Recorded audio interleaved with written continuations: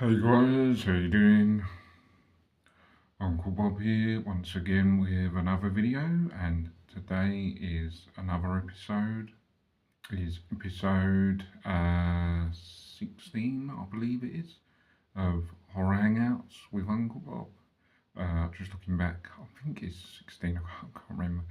Yeah, but this is episode 16 of Horror Hangouts with Uncle Bob, and in this episode we're going to be doing, well, we're just going to be talking briefly about the Texas Chainsaw Massacre movies in the franchise, and then we're going to be going on to the Candyman movies. So that's the movies that I've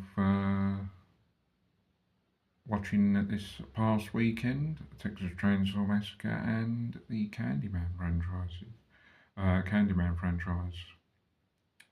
Unfortunately, we lost Tony Todd, obviously the stars in the Candyman. Unfortunately, very sad and terrible news. He was only 69, quite a young age. I mean, what's 69 these days? People are living to, 100 or more, So, I mean, 69, is no age really. Still, I think it's still quite young, to be honest. Yeah, and it was quite a shocking news. I mean, I didn't even realise that he was ill, or maybe he just died suddenly. I didn't really look much into it. Should have done, but I think I was quite saddened by the news. I really liked Tony Todd. He was a great actor and Candyman. A huge fan of Candyman. Nice franchise. Certainly part of my collection, Candyman figures and DVDs. So yeah, very sad. News is definitely a legend. Was quite good in Candyman. Couldn't have seen anyone playing it better than him, to be honest. I think he done a great job. Yeah, and it's a terrible shame. But he leaves a nice legacy, and of course in other films as well. So yeah, he was in a wide range of films, not just Candyman.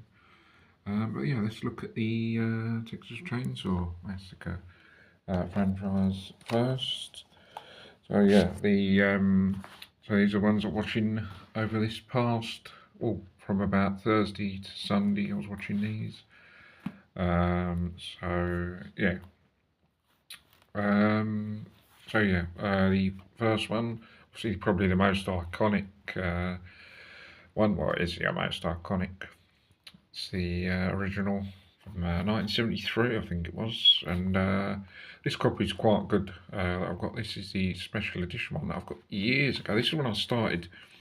This is actually when I started getting into horror films.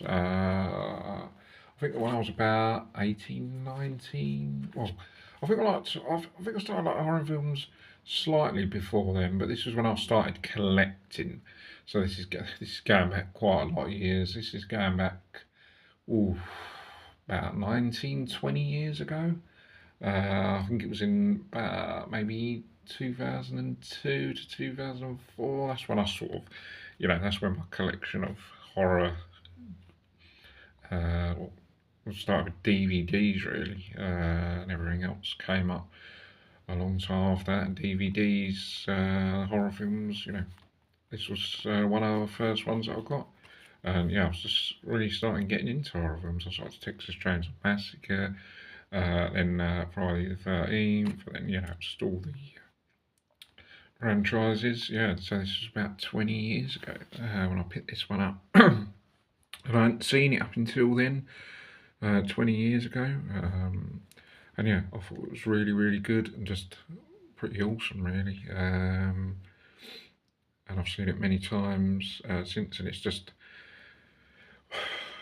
well, you've got to say it's probably maybe in the top 5 of horror films. It's just, yeah, I mean, you can't say more good things about it, to be honest. It's just not only the most iconic, but I think the most genuinely scary in terms of, when you put it up against Friday the 13th, Hellraiser, and Child's Play, you know, it's right up there, you know.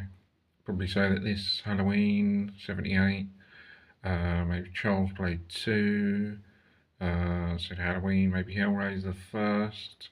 I mean, those type of films, you know, the best, or I believe most genuinely scary films that there is, or at least back in the day, I think.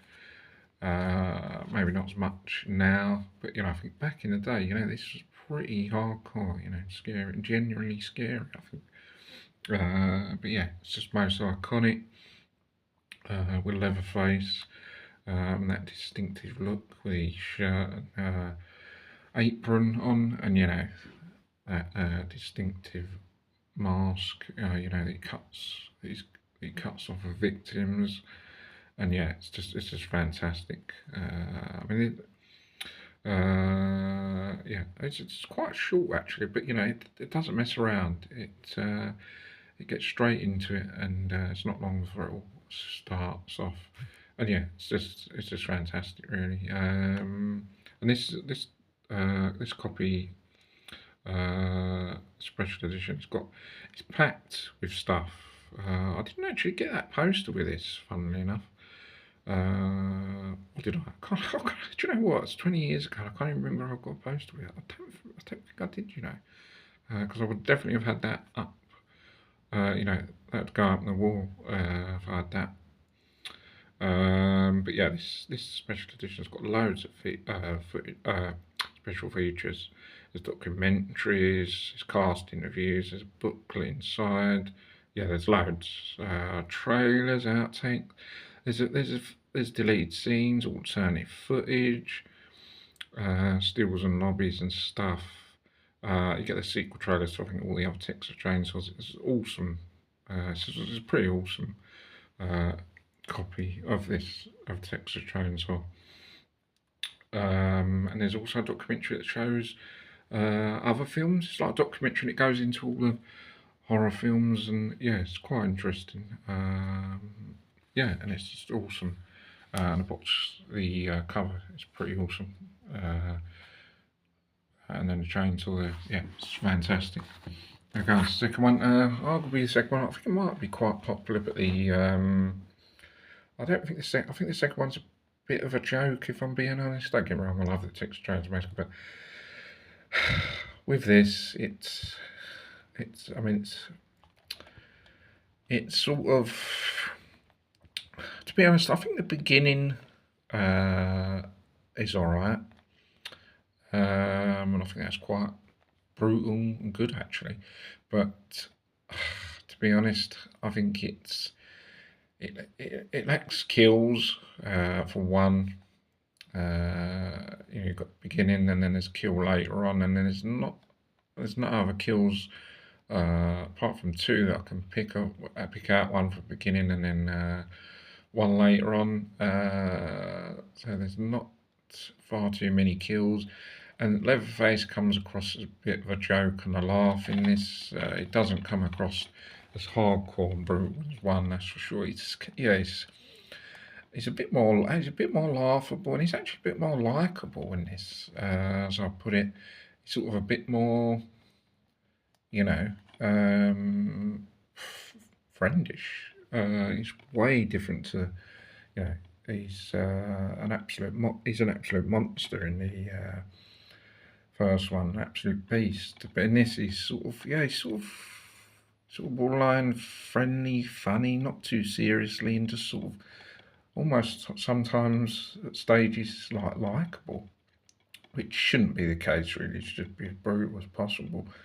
And yeah, as I said, I think this is fun in places, but to be honest, I don't really get that excited when I'm going to watch it. You know, nothing like the first. And yeah, I think there's hardly any kills.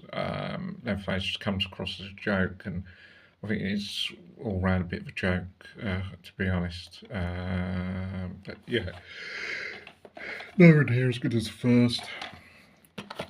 Going on to the third. The third comes sort of back into sort of Leatherface being more hardcore and brutal than he should be. yeah, right, maybe not as good as the first, but this is all right. I think there's two sort of versions. There's one, this cinema, there's one uncut version. I think the uncut version is actually a lot better. There's more brutal kills, and yeah, I think this one's all right actually. Um,